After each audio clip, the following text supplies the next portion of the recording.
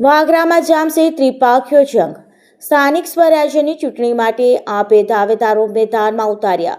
24 એપ્રિલે કોવાત બતાવશે જનતા.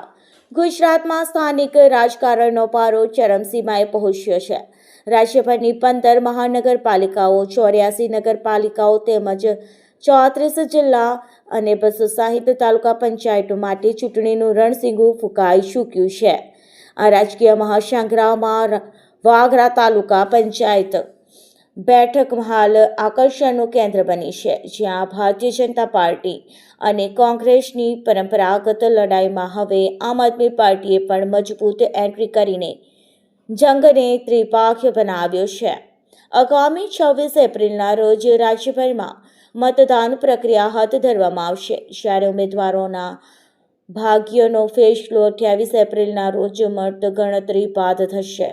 વાગરા તાલુકા પંચાયત કબજે કરવા માટે ત્રણેય મુખ્ય પક્ષોએ એડી ચોટીનું જોર લગાવ્યું છે.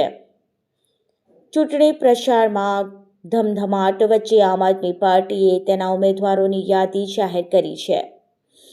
વાગરા તાલુકા પંચાયતની વિવિધ બેઠકો માટે પક્ષે જનતાના પ્રતિનિધિ તરીકે 9 નામો પર મહોર મારી છે, જેમાં ગંધાર બેઠક કાનજીભાઈ ભૈલાલભાઈ પટેલ, કેશવાણ બેઠક વસાવા સુમનબેન, પીપલિયા બેઠક વસાવા કિશનભાઈ, વિલાયત બેઠક રાઠોડ રાજેશભાઈ રમણભાઈ, દહેજ 1 બેઠક જસોદાબેન, જાગેશ્વર બેઠક નેહાબેન મહંત, ચાચવેલ બેઠક નાગજી રાઠોડ, ઓરા બેઠક મહેન્દ્ર વનાથ તેમજ સુવા બેઠક પર સુનિલ રાઠોડ નામની સત્તાવાર જાહેર કરી છે.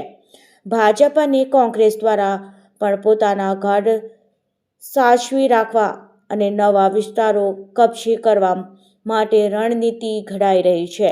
ઉમેદવારોના નામોની જાહેરાત થતાં જ હવે ગ્રામીણ વિસ્તારમાં પ્રચાર અને જનસભાના દોર શરૂ થઈ ગયો છે.